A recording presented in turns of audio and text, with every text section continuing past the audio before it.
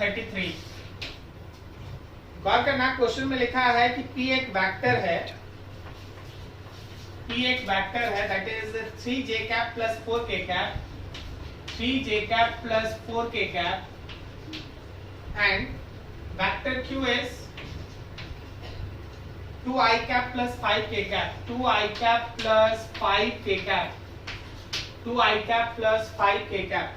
तुमसे बोला गया है the magnitude of scalar product of these vectors. तो आप जब P और Q के बीच का स्केलर प्रोडक्ट निकालते हैं तो आप पढ़े हैं ना, Px Qx plus Py Qy plus Pz Qz। तो करना क्या है, यहाँ देखो x में कोई नहीं है बिकॉज यहाँ j और k है तो i कंपोनेंट 0 है, तो 0 से 2 का मल्टीप्लीकेशन प्लस इसमें देखो j नहीं है, यहाँ 3 है तो यहाँ j 0 है, 3 से 0 का मल्टीप्लीकेशन, फिर 4 और 5, 4 इंटू 5, सो ये 0 ये 0, लास्ट वाला 20। This is your answer. समझेगी? क्वेश्चन समझ में आया? सर आंसर में छोड़ दिया है उसका। आंसर में क्या दे दिया है बोलो? सर शायद 26 था। तो 26 नहीं होगा, यही होगा। 26 एक ही केस में हो सकता है जब यहाँ जे कैप हो। तो हम लोग को अगर आई कैप मिलेगा तो हम लोग आई कैप ही लेके बनाएंगे, आंसर मैच नहीं कराएंगे। आंसर के पीछे इतना भागने का जरूरत नहीं है, इतना कॉन्फिडेंस होना चाहिए, this should be correct. Okay, question number 37। Question ये लिखा है कि वेक्टर ए और वेक्टर बी का जो डॉट प्रोडक्ट है वो ए बी के बराबर है। वेक्टर ए और बी के बीच का जो डॉट प्रोडक्ट है वो ए बी के बराबर है। तो इसका मतलब ये है, इसका मतलब ये है कि होना तो चाहिए था इसको ए बी कॉस थीटा। अगर ये केवल ए बी के बराबर है इसका मतलब कॉस थीटा 1 है। कॉस थीटा 1 होने का मतलब, कॉस थीटा 1 होने का मतलब थीटा इज 0 डिग्री। तो दोनों वेक्टर्स के बीच का एंगल है 0। ठीक है जी, लिखा है कि a dot B A B के बराबर है। तो ए बी के बराबर होना क्या, डॉट प्रोडक्ट है तो cos थीटा आना चाहिए ना। तो cos थीटा की जगह 1 है, cos थीटा की जगह 1 आ गया तो थीटा का वैल्यू 0 डिग्री आ गया। चलो एक और क्वेश्चन है हम लोगों का 38। What is the unit vector along i cap plus j cap. अब देखो कोई a है, एक वेक्टर है i cap plus j cap, और बोलता है चलो भाई इसका यूनिट वेक्टर निकालो। तो हम लोग तो सीखे थे ना वेक्टर ए को उसी के मॉड से डिवाइड करना, i cap plus j cap उसी का मॉड रूट अंडर 1 का स्क्वायर और 1 का square, so it is i cap plus j cap divided by root 2। This is unit vector, this is unit vector which is directed along a vector i cap plus j cap। i cap plus j cap की direction में उसका direction है। ये था। एक और question है लेकिन हमको लगता है कि ये क्वेश्चन हम लास्ट में बता चुके हैं। लिखा है two resultant of two forces at right angle is 5 newton when the angle between them is 120 the resultant is root 13। I hope so हम ये बता चुके हैं कि राइट एंगल पे रहेगा तो रिजल्टेंट 5 है, और फिर जब 120 हो जाएगा तो रूट अंडर 13 है, तो दोनों का मैग्नीट्यूड निकालो। लास्ट एक आप कॉपी देखना, मिल जाएगा, ये बनाया हुआ है कुछ। ठीक है, चलो जी, और किसी का कुछ, और किसी का कोई डाउट जो बनाए होंगे, नहीं बना होगा, समथिंग लाइक दैट। नाम लिख के सेकंड बैच लिख देगा तो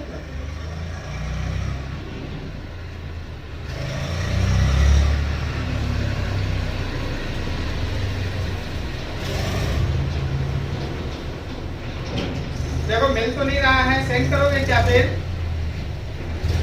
हाँ वेरी गुड, हाँ ठीक है, मिल गया। तो ये दोनों क्वेश्चन था क्या? चलो एक क्वेश्चन सुनो ध्यान से। एक क्वेश्चन नंबर 43 है। लिखा है फोर्स दिया है और बॉडी का डिस्प्लेसमेंट दिया है। जरा गौर करना। सबसे पहले थोड़ा सा यहाँ पे मान लो कोई एक पॉइंट है जिसका इनिशियल पोजीशन है 6i cap plus 5j cap -3 के कैप और उसका फाइनल पोजीशन वेक्टर है 10 I cap minus 2 J cap plus 7 के कैप। चलो ये सोच के बताना, अगर किसी पर्टिकुलर बॉडी का इनिशियल पोजीशन वेक्टर ये है और फाइनल पोजीशन वेक्टर ये है, तो जरा सोच के बताओ उसका डिस्प्लेसमेंट वेक्टर क्या लिखता है। डिस्प्लेसमेंट वेक्टर आपको याद है, displacement vector is final position minus initial. क्या आप लोग जानते हैं डिस्प्लेसमेंट का मतलब होता है फाइनल पोजीशन माइनस इनिशियल। ठीक है, तो चलो इस फाइनल पोजीशन में से इसको माइनस करते हैं, तो 10 में से 6 गया तो 4 आई कैप माइनस 2 माइनस 5 माइनस 7 जे कैप और 7 माइनस माइनस प्लस 3 10 के कैप। तो ये हम लोगों का डिस्प्लेसमेंट वेक्टर 4 आई कैप माइनस 7 जे कैप प्लस 10 के कैप, 4 आई कैप माइनस 7 जे कैप प्लस 10 के cap, this is displacement vector. अब क्वेश्चन आगे लिखता है कि एक फोर्स लग रहा है इस पर and that force is given as 10 I cap minus 3 J cap plus 6 K cap, 10 I cap minus 3 J cap plus 6 K cap. तुमको बताना इस केस में वर्क। तो चलिए जी जरा सोच के बताइए, अगर फोर्स और डिस्प्लेसमेंट है तो वर्क कैसे निकलता है। Displacement into force. Dot product, force और डिस्प्लेसमेंट के बीच का डॉट प्रोडक्ट। ठीक है, तो फोर्स और डिस्प्लेसमेंट के बीच का डॉट प्रोडक्ट देखो, x कंपोनेंट के साथ x, तो 10 इंटू 4 40 माइनस 3 और माइनस 7 प्लस 21 और 6 प्लस 10 60, सबको ऐड कर दिए, क्या ये 121 जूल हो गया। बी वाला आंसर जी, समझे पुष्कर। ठीक है ना। अच्छा ये समझने में किसी को दिक्कत हुआ है क्या। यहां से तो बहुत फ्लैट चीज है, अगर मान लो दो पोजीशन दे दिया, इनिशियल दे दिया और फाइनल दे दिया, तो पहले तुमको डिस्प्लेसमेंट निकालना था। तो डिस्प्लेसमेंट के लिए फाइनल पोजीशन माइनस इनिशियल, एक बार डिस्प्लेसमेंट वेक्टर आ गया तो उसके बाद जो आप डॉट प्रोडक्ट में पढ़े हैं कि फोर्स है डिस्प्लेसमेंट है, तो वर्क निकालने के लिए डॉट प्रोडक्ट, तो डॉट प्रोडक्ट यूज करेंगे। क्लियर।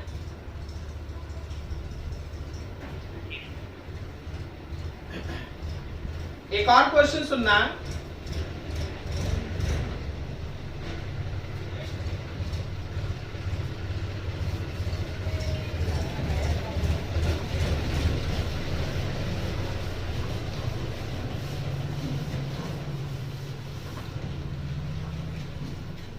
एक और क्वेश्चन देखो 44। क्वेश्चन में लिखा है कि फोर्स जो है वो है 2 आई कैप प्लस 2 जे कैप, 2 आई कैप प्लस 2 जे कैप न्यूटन, और जो मेरा डिस्प्लेसमेंट है 2 आई कैप प्लस 2 के कैप, 2 आई कैप प्लस 2 के कैप मीटर इन 16 सेकेंड्स। अच्छा, अगर डिस्प्लेसमेंट और टाइम दे दिया है तो क्या हम वेलोसिटी लिख सकते हैं, डिस्प्लेसमेंट बाय टाइम। बोलो जी ठीक लिखे हैं। Yes sir. तो मेरे पास हो गया ये 2 आई कैप प्लस 2 के कैप डिवाइडेड बाय 16, 2 से ये कट गया तो हो गया आई cap plus K cap divided bye 8 और यूनिट हो गया मीटर पर सेकेंड, यूनिट हो गया मीटर पर सेकेंड। नाउ आप याद करो, जब आप कॉपी देखिएगा डॉट प्रोडक्ट का तो लिखाया गया power is nothing else but simply the dot product between force and velocity. Power is nothing else but simply the dot product between force and velocity. Dot product है ये force और velocity का। तो force लिख लिए हम लोग 2 आई cap and 2 J cap, और इसका डॉट प्रोडक्ट हम लोग निकालेंगे आई कैप बाई 8 एंड के कैप बाई 8। तो देखो आई कैप को आई कैप से मल्टीप्लाई कर दिए तो 2 इंटू 1/8 हो गया। जे कैप, लेकिन यहाँ जे कैप नहीं है तो 2 इंटू 0 के कैप, लेकिन इसमें के कैप नहीं है तो 0 इंटू 1/8 मेरे हिसाब से, तो ये केवल 1/4 बचा, ये तो 0 0 1/4 पावर 1/4 का मतलब हो गया 0.25 जूल पर सेकेंड। क्लियर है? क्या आप समझ पा रहे हैं? अरे बोलो यार, कोई दिक्कत है तो बोलो फटाफट, कोई दिक्कत नहीं ना?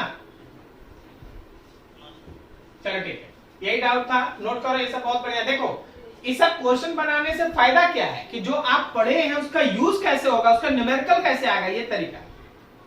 सो अच्छे से नोट कीजिए, कोई डाउट है पूछ लीजिए, आगे क्रॉस प्रोडक्ट में हम लोग को बढ़ना है। लास्ट आपको बोला गया था क्रॉस प्रोडक्ट पे थोड़ा प्रैक्टिस करके आने के लिए, बस अब ये चेक करना चाहते हैं कि शायद आप है ना वो सारा चीज कंप्लीट कर लिए हैं। जस्ट हमको आंसर बताइएगा इसका ध्यान से। मान लीजिए एक वेक्टर है 2i cap plus 3j cap minus k cap, और b एक वेक्टर है i cap plus 4j cap plus 3k cap. चलो जी हमको फटाफट बता दो तो a क्रॉस d का वैल्यू। चलो लग जाओ फटाफट सॉल्व करो।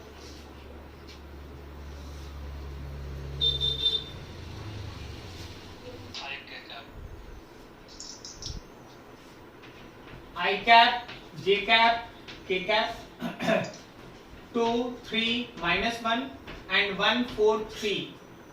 So I cap में आप लिखेंगे 9 + 4 13, बिल्कुल सही। माइनस J cap में आप लिखेंगे 6 + 1 7, और प्लस K cap में आप लिखेंगे 8 - 3 that is 5। So it is 13 I cap minus 7 J cap plus 5 K cap। क्या सबका सही है? Yes, sir. देखो इतना ही समय लगना चाहिए, अगर आप अच्छे से प्रैक्टिस करके बैठेंगे तो इतना ही समय लगेगा। मन में सब कैलकुलेशन हो जाना चाहिए। क्यों इतना बोर्ड भरेंगे हमेशा? वो तो स्टार्ट था, पिछले दिन स्टार्ट था, आपको बोला गया 10 क्वेश्चन पे प्रैक्टिस करके आइए, प्रैक्टिस करके आइएगा तो मन ही मन बना दीजिएगा। इतना लिखिएगा भी नहीं, हम आपको दिखाते हैं इतना लिखिएगा भी नहीं, यहीं पे आइएगा। 3 3 9 और 4 13, 6 + 1 7, 8 - 3 5, यहीं से देख के आंसर बता दो। क्या समझ में आ रहा? चलो ठीक, अब आगे बढ़ते हैं।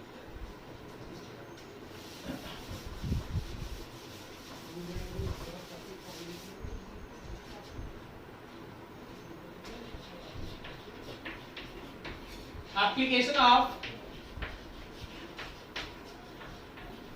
Cross product. क्रॉस प्रोडक्ट का एप्लीकेशन सबसे पहला,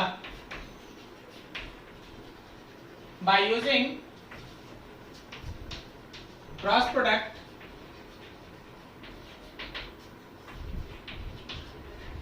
we can show that two vectors are parallel or anti-parallel। हम लोग इस क्रॉस प्रोडक्ट के हेल्प से दो वेक्टर को पैरेलल या एंटी पैरेलल प्रूव कर सकते हैं। कारण क्या है वो देखना। आप याद करो कि अगर मेरे दो वेक्टर के बीच का एंगल है थीटा, अगर मेरे दो वेक्टर के बीच का एंगल थीटा है तो आप याद कीजिए कि क्रॉस प्रोडक्ट का जो वैल्यू होता है वो होता है AB sin theta.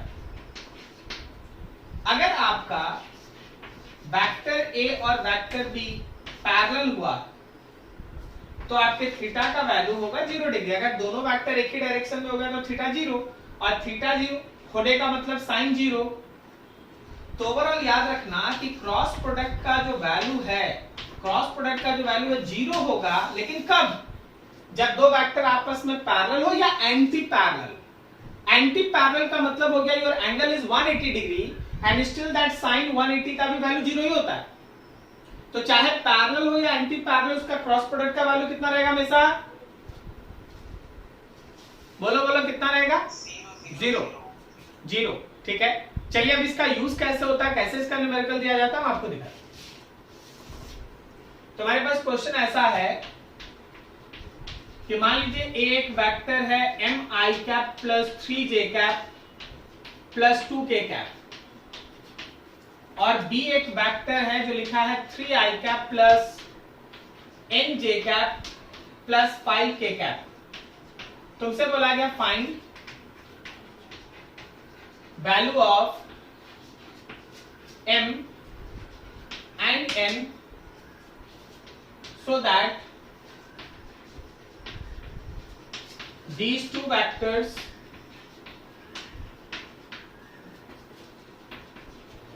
becomes parallel। आप m और n का वैल्यू निकाले, आप m और n का वैल्यू निकाले ताकि ये दो वेक्टर्स आपस में है ना पैरेलल हो जाए। अब क्वेश्चन में जैसे हमको साउंड सुनाई दिया कि क्वेश्चन बोल रहा है पैरेलल, तो तुरंत दिमाग में आना चाहिए कि हाँ भाई क्रॉस प्रोडक्ट यूज करना है। ठीक है, since A and B are parallel, therefore एकदम तय रखो कि A क्रॉस B जीरो होना है। A क्रॉस B जीरो होने का मतलब है कि यहाँ I कैप लिख दिए, यहाँ J कैप लिख दिए, यहाँ K कैप लिख दिए। A का 3 कंपोनेंट M, 3 और 2, B का 3 कंपोनेंट 3, N और 5, और इसका क्रॉस प्रोडक्ट 0। तो इसका क्रॉस प्रोडक्ट करते हैं I कैप। चलो जी फटाफट फटाफट 15 माइनस 12 लिख दें, बोलते जाना साथ में। 15 माइनस 12 होगा, अरे बोल नहीं रहा कि हमको सुनाई नहीं दे रहा।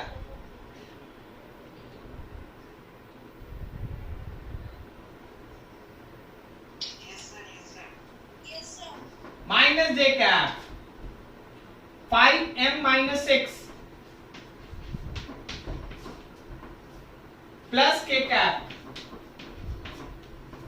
mn minus 9 and all equals to 0। अब देखो ये तीनों जीरो के बराबर है, इसका मतलब ये भी जीरो होगा, ये भी जीरो होगा और ये भी जीरो होगा। ये तभी पॉसिबल है,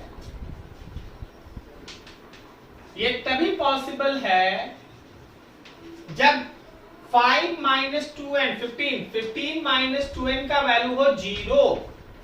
ये तभी पॉसिबल है जब 5m माइनस 6 का वैल्यू हो 0। तो यहां से आपको मिला 15 इज इक्वल्स टू 2n या n is equals to 15 by 2, और यहां देखो 5m इज इक्वल्स टू 6 या m is equals to 6 by 5। हो गया आपका दो वैल्यू जो आपको चाहिए था।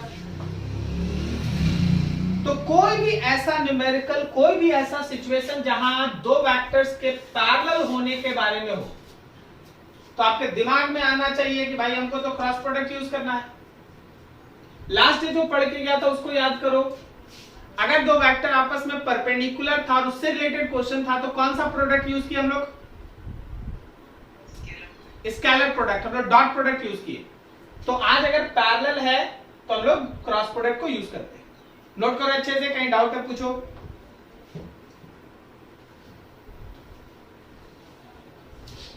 सेकेंड एप्लीकेशन,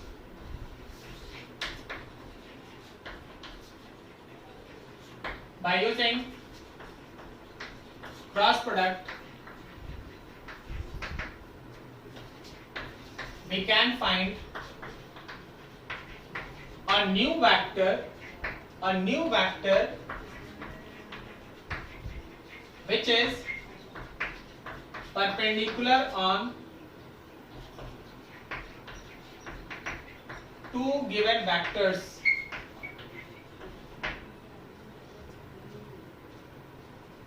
हमेशा ध्यान रखना कि क्रॉस प्रोडक्ट का जो डायरेक्शन आपको लास्ट में पढ़ाएगा तो उसको याद रखिएगा। अगर हम लोग A से B की तरफ अपने फिंगर्स को घुमाते हैं तो थंब का जो डायरेक्शन होता है वो क्रॉस प्रोडक्ट का डायरेक्शन है, और थंब हमेशा दोनों वेक्टर पे 90 ही आएगा।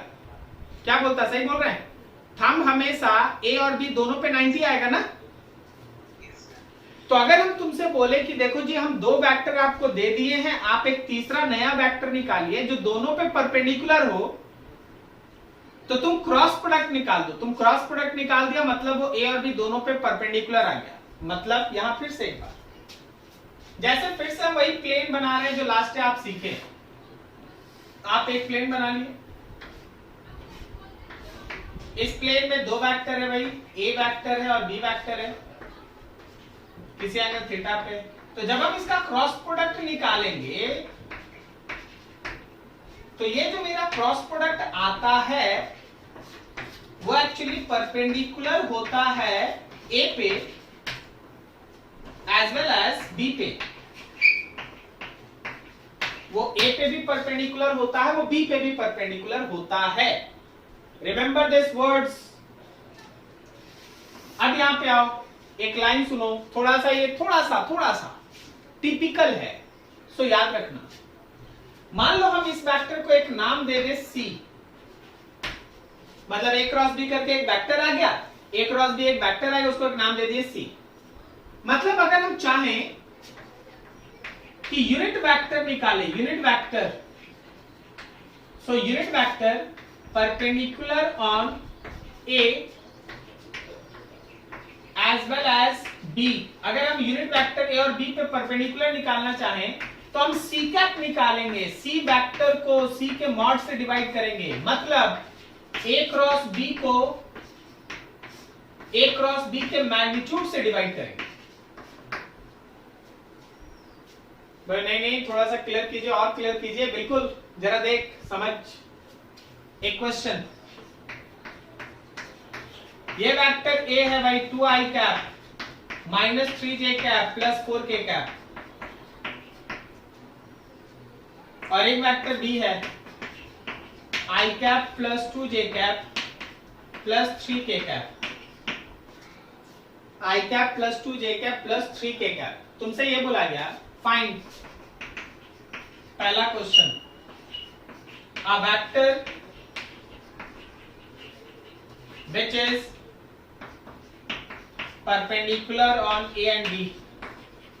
एक वेक्टर निकालो जो A और B पे परपेंडिकुलर हो। तो बस बहुत आराम, जिसको याद है वो एक लाइन में बनाएगा इसे, तो तुरंत देखेगा कि हाँ भाई हमको एक C चाहिए जो A क्रॉस B से मिलेगा, और जो C है वो A पे भी परपेंडिकुलर होगा, और जो C है वो B पे भी परपेंडिकुलर होगा।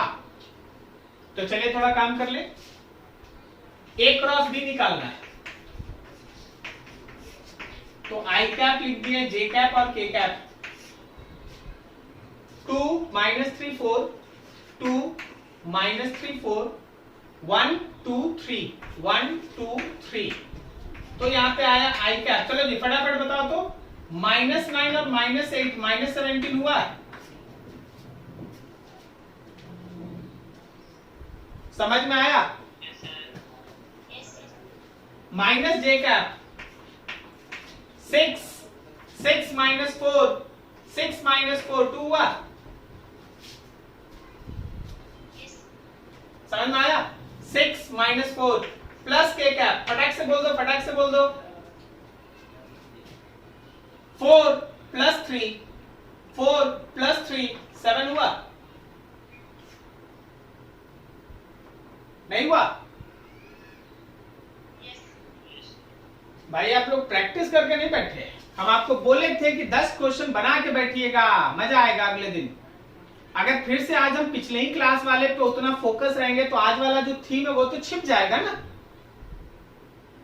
आपको हमेशा जब भी बोला जा रहा है ना कि कोई चीज करके बैठिए तो उसके पीछे एक लॉजिक है। अगर आज आप क्रॉस प्रोडक्ट निकालने के पीछे सोचिएगा तो ये सब कहां से सीखेगा। इसीलिए क्लास 2 पार्ट में डिवाइडेड होता। पहला दिन सीख लो भाई क्रॉस प्रोडक्ट निकालते कैसे, और दूसरा दिन अब उसका यूज करो। तो देखो हम लोग को एक C मिला, A क्रॉस B मिला, -17 i cap -2 j cap plus 7 k cap. चलो ये पहला क्वेश्चन खत्म। C मेरा एक ऐसा वेक्टर होगा जो A और B दोनों पे परपेंडिकुलर होगा। लेकिन हम दूसरा क्वेश्चन ऐड करते हैं,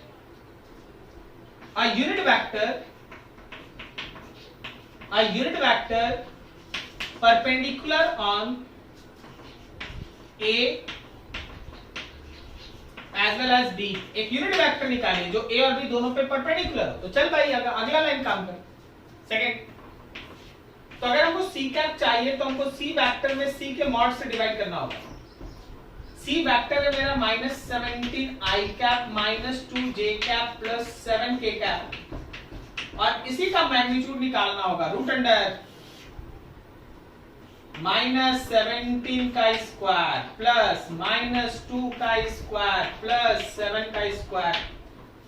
सो this C cap would be -17 I cap -2 j cap plus 7 k cap and all divided by root under 17 का स्क्वायर 289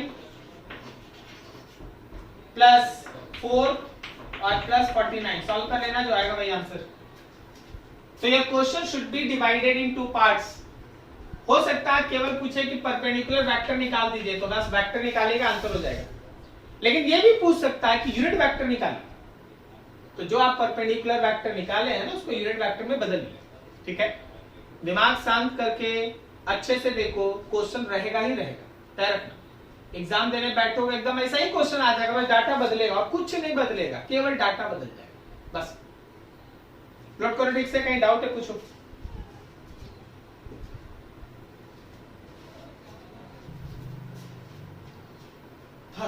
चलो देखो ध्यान से,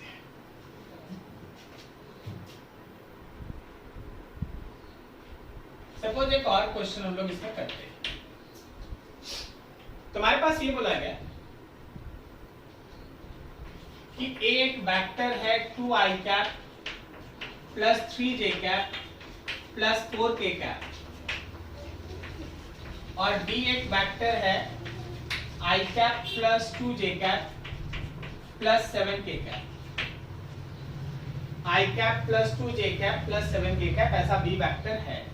ठीक है, तुमसे ये बोला गया फाइंड, थोड़ा ध्यान से, find C vector perpendicular on A and B. बढ़िया है जी, ये तो हमने सीख लिए। दूसरा है C cap vector perpendicular on A and B. ठीक है, अब जरा देखो, चलो ये दोनों पहले कर लेते, फिर क्वेश्चंस लिखेंगे बनाते से। तो जब हम इसका आंसर लिख रहे हैं तो मेरा पहला, अगर हम सी वेक्टर परपेंडिकुलर निकालना चाहते हैं तो हम ए क्रॉस बी निकाल देंगे और लिखेंगे आई कैप जे कैप के cap 2 3 4 2 3 4 1 2 7 1 2 7।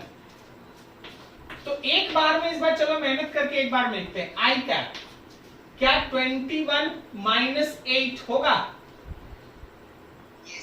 13 minus J cap 14 minus 4 10 plus K cap 4 minus 3 1। तो देखो लास्ट डे का क्लास और आज के क्लास में अंतर देखो, यही निकालने के लिए बोर्ड भर जा रहा था, और अगर आप प्रैक्टिस करके बैठेंगे तो एक लाइन में होता है। तो आपके इस सी वेक्टर का वैल्यू आ गया 13 I cap minus 10 J cap plus K cap. चल पहला क्वेश्चन सॉल्व। दूसरा C cap, C vector by mod of C, C vector by mod of C. So 13 I cap, 10 J cap and K cap divided by magnitude root under 13 का square minus 10 का square and 1 का square. So this C cap is 13 I cap minus 10 J cap plus K cap by root under 269 plus 100 plus 1. 169 plus 100 or plus 1. So it is 13 I cap minus 10 J cap plus K cap and all divided by root under 270 ना, root under 270। चलो ये भी हो गया second वाला। अब थोड़ा third question, plan बताना बनाएंगे कैसे। Find B vector perpendicular on A plus B and vector A। बोलो तो कैसे बनाएंगे?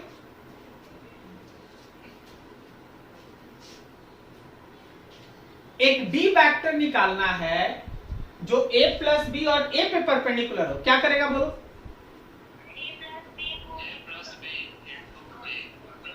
बिल्कुल सही।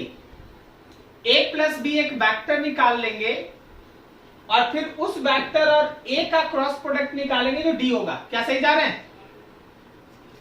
Yes. तो देख एडजस्टमेंट समझ। पहले हम एक नया नाम लिख लेते हैं, मान लो E वेक्टर। E वेक्टर हम A प्लस बी से निकाल लें। तो चलो पहले A और B को ऐड कर दें।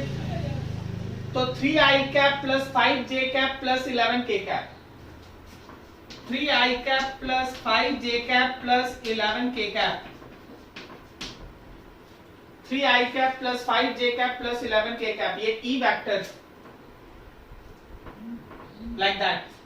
अब अकॉर्डिंग टू क्वेश्चन हमको जो B वेक्टर चाहिए वो E का क्रॉस प्रोडक्ट A के साथ होगा, E का क्रॉस प्रोडक्ट A के साथ होगा। तो जो हमको D वेक्टर चाहिए उसमें लिख दिया I cap, J cap, K cap.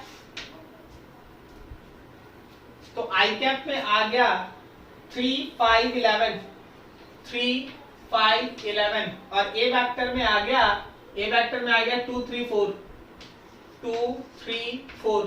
चलो एकदम शॉर्टकट में एक बार में I कैप 20 माइनस 33 माइनस 13 आया। बोलो बोलो। Yes. Yes. Minus J cap 12 minus 22 minus 10 आया। 3, 4 जा 12 minus 22 minus 10 plus K cap 9 minus 10 minus 1 आया। So your B vector is minus 13 I cap plus 10 J cap minus K cap. According to your question, this is your new D vector which is perpendicular on A plus B as well as A. A plus B as well as A. क्या आप समझ पा रहे हैं जी? Yes. ठीक है, चलिए अब आप क्रॉस प्रोडक्ट को दिमाग में खाली मत रखिएगा। जो आप दोनों प्रोडक्ट पढ़े, स्केलर प्रोडक्ट और क्रॉस प्रोडक्ट दोनों पढ़े ना आप, उसको ध्यान में रख के इस क्वेश्चन को सोचिएगा। Fourth, find vector E which is unit vector parallel to A plus B. बोलो कैसे बनेगा?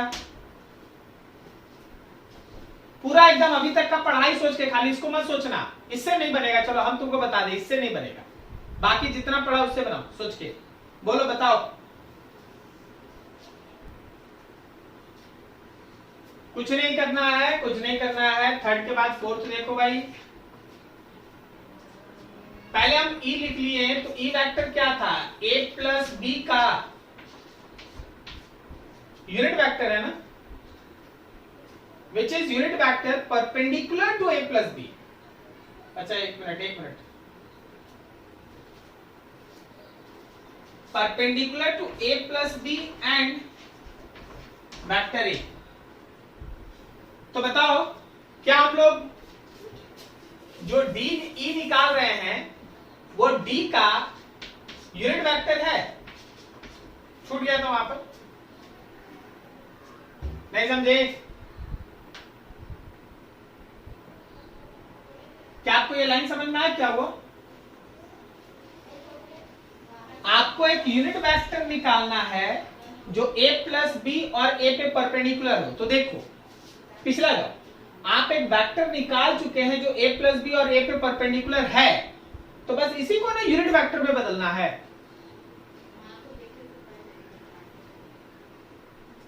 नहीं समझे सब कोई? अरे भाई आपके पास ये वेक्टर आ गया ना, बस इसको यूनिट वेक्टर में बदलना है। तो ये हो गया -13i cap 10j cap -k cap divided by under root -13 का स्क्वायर प्लस 10 का स्क्वायर प्लस -1 का स्क्वायर। सॉल्व कर दीजिए, जो आएगा वही आंसर। नोट कीजिए थोड़ा ध्यान से, आराम से समय लेके नोट कीजिए, वेरी वेरी इंपॉर्टेंट। खत्म हो गया एप्लीकेशन।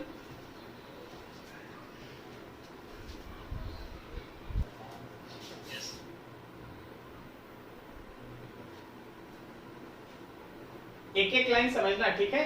और देखो अब फिर से हम आपको बता रहे क्या कि जब आप घर में बैठिएगा तो आप खुद से एक वेक्टर लिख लीजिए। आप देख रहे हैं ना वेक्टर लिखने में कुछ है नहीं, ऐसे ही लिख लीजिए और इस तरह का क्वेश्चन खुद से फिर क्राफ्ट करो, प्रैक्टिस करो। जितना ज्यादा प्रैक्टिस उतना आसानी से बनना स्टार्ट होगा। क्रॉस प्रोडक्ट थोड़ा एफर्ट खोजता है क्योंकि इसमें बहुत सारा चीज होता है, कैलकुलेशन का कहीं प्रॉब्लम हो सकता है, कहीं प्लस माइनस साइन छूट गया तो प्रॉब्लम हो जाएगा, तो आपको बहुत सारा चीज ध्यान रखना होगा। और इसका सबसे सिंपल तरीका है प्रैक्टिस, यूज दैट, ठीक है? अब एक छोटा सा चीज और है जिसको हम आज ऐड कर ले, थोड़ा समय भी है हम लोग के पास। क्रॉस प्रोडक्ट खत्म, हम आपको एक दो क्वांटिटी लिख देते हैं जिसके नाम से क्वेश्चन आएगा तो आप समझिएगा। देखिए कभी भी अगर आपसे टॉर्क पूछा गया है, टॉर्क, तो टॉर्क होता है पोजीशन वेक्टर और फोर्स वेक्टर के बीच का क्रॉस प्रोडक्ट। मतलब टॉर्क को आप ऐसे दिखाएंगे, tau is equal to R cross F. R cross F लिखना, एफ क्रॉस आर मत लिख देना, उल्टा हो जाएगा। क्या समझा ना? आर क्रॉस एफ लिखना। दूसरा angular momentum, angular momentum, angular momentum L से रिप्रेजेंट होता वो होता आर क्रॉस पी। जो आर आपको दिखाई दे रहा है ना, ये पोजीशन वेक्टर होता है, यहां फोर्स और ये मोमेंटम है, linear momentum. Where R is position vector and P is linear momentum. P जो है वो लीनियर मोमेंटम है और R पोजीशन वेक्टर, ठीक है? तो ये चीज कभी भी अगर टॉर्क का क्वेश्चन होगा या एंगुलर मोमेंटम का क्वेश्चन होगा, ध्यान रखना क्रॉस प्रोडक्ट से जाना है। स्केलर प्रोडक्ट का देखा था ना अभी थोड़ी देर पहले, वर्क निकालना है या पावर निकालना है स्केलर प्रोडक्ट, लेकिन अगर टॉर्क निकालना है या एंगुलर मोमेंटम निकालना है क्रॉस प्रोडक्ट, वेक्टर प्रोडक्ट, ठीक है? याद रखिएगा, ये सब न्यूमेरिकल में देता नहीं है, आपको खुद से सोचना पड़ेगा। हाँ बोलो जी।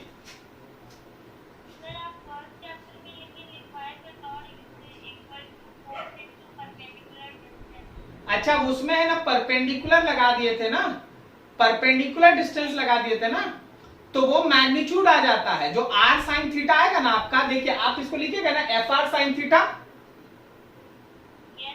तो जो r sin थीटा है वो मिलके हो जाता है परपेंडिकुलर डिस्टेंस, ओके? ठीक है? क्रॉस प्रोडक्ट जब लगाइएगा तो r पहले लिखिएगा, ध्यान रखिएगा। वेक्टर को ऐड करने का एक और तरीका है and that is called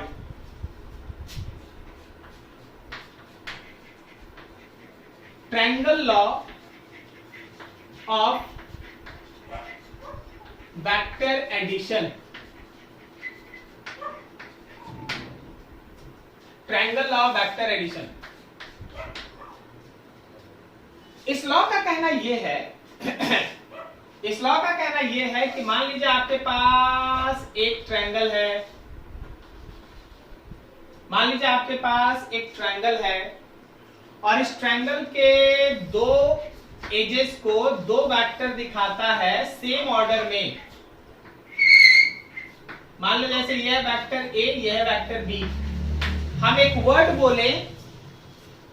word बोले सेम ऑर्डर। सेम ऑर्डर का मतलब होता है एक का हेड जहां खत्म हो दूसरे का टेल स्टार्ट हो जाए। एक का हेड जहां खत्म हो दूसरे का टेल स्टार्ट हो जाए, तो ये सब सेम ऑर्डर है, ये सेम ऑर्डर है, सेम ऑर्डर। तो फिर अपोजिट ऑर्डर क्या होता है, एक का हेड दूसरे के हेड से मिले या एक का टेल दूसरे के टेल से मिले। तो अगर एक का हेड दूसरे के हेड से मिलता है या एक का टेल दूसरे के, तो ये कहलाता अपोजिट ऑर्डर, अपोजिट ऑर्डर। तो हेड से हेड मिलेगा, हेड से हेड मिलेगा अपोजिट ऑर्डर, टेल से टेल मिलेगा अपोजिट ऑर्डर। लेकिन अगर एक का हेड और दूसरे का टेल मिलेगा then it is same order. तो देख भाई दो सेम ऑर्डर में है, सही है। तो जब दो वेक्टर किसी ट्रायंगल के दो साइड को रिप्रेजेंट करता है इन सेम ऑर्डर, तो जो भी उस वेक्टर का क्लोजिंग साइड होगा, जो भी उस वेक्टर का क्लोजिंग साइड होगा, वो इन दोनों वेक्टर्स के एडिशन रिजल्टेंट को रिप्रेजेंट करता है, a plus B. Closing side opposite order में रहेगा, वो इन दोनों वेक्टर्स के एडिशन रिजल्टेंट को रिप्रेजेंट करता है। So statement is if two vectors represents two sides of any triangle taken in same order, then third closing side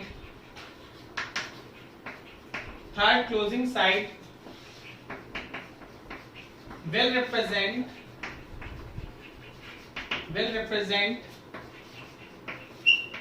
their addition resultant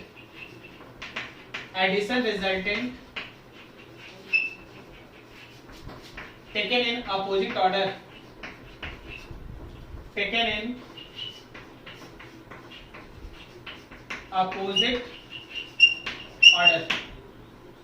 अगर दो वेक्टर ट्रायंगल के दो साइड्स को रिप्रेजेंट करता है इन सेम ऑर्डर, तो उसी ट्रायंगल का जो थर्ड क्लोजिंग साइड होगा वो इन दोनों के एडिशन रिजल्टेंट को रिप्रेजेंट करेगा, लेकिन ऑर्डर उल्टा होगा। सेम ऑर्डर का मतलब हेड और टेल, अपोजिट का मतलब टेल टेल और हेड हेड। ठीक है, नोट करो इतना, फिर और आगे बढ़ते हैं इसमें थोड़ा।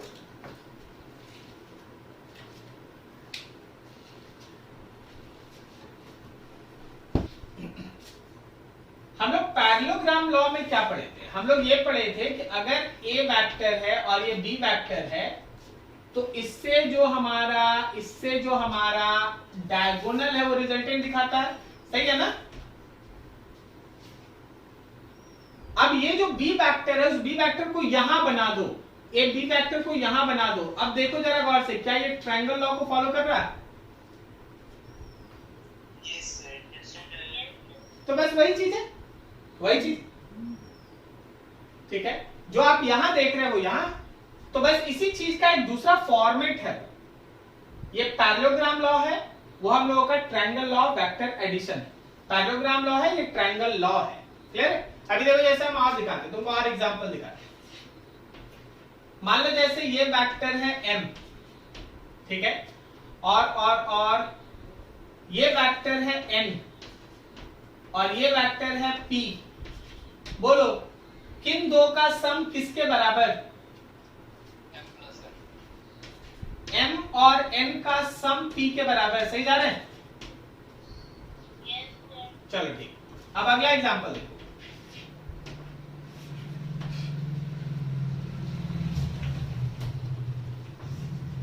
ये मान लो s वेक्टर है, ये मान लो q वेक्टर है और ये मान लो p वेक्टर है। बोलो किन दो का सम किसके बराबर? p के बराबर। वेरी गुड, s और q का सम p के बराबर। कौन है रिजल्टेंट इसमें? तो p है resultant, because it is in opposite order, जबकि s और q दो वेक्टर है which are taken in same order. Correct है? ठीक है, अभी और देख लीजिए। मान लीजिए हम आपके पास, देखिएगा ध्यान से, चलिए हम आपको दिखाते हैं। आज आप इसको यूज भी किए। यहाँ पे कोई एक बॉडी था, उसका इनिशियल पोजीशन वेक्टर ये है, इनिशियल पोजीशन वेक्टर ये है, और फिर वो मूव करके यहाँ चला आया, ये उसका फाइनल पोजीशन वेक्टर। तो इनिशियल से फाइनल की तरफ ये रहा उसका डिस्प्लेसमेंट वेक्टर। आज आप यूज कर रहे थे ना डिस्प्लेसमेंट वेक्टर एक न्यूमेरिकल में। लगाइए इस पे ट्रायंगल लॉ, ट्रायंगल लॉ लगाइए। बोलिए किन दोनों वेक्टर का सम किसके बराबर?